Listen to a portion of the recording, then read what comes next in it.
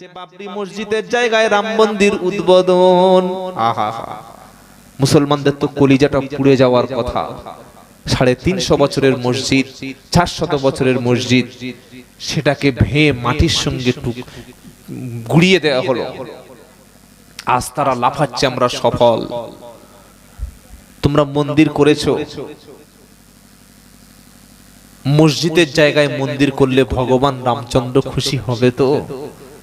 যদি খুশি হয় তাহলে তোমরা করো। আর কিয়ামতের দিন এর বিচার ইনশাআল্লাহ আল্লাহ করবে। করবে না? করবে না? কোর্ট, আইন, অফিস, আদালত আমাদের হাতে নেই। একমাত্র ভারতের জমিনে আল্লাহ ছাড়া আমাদের পক্ষে কেউ নেই।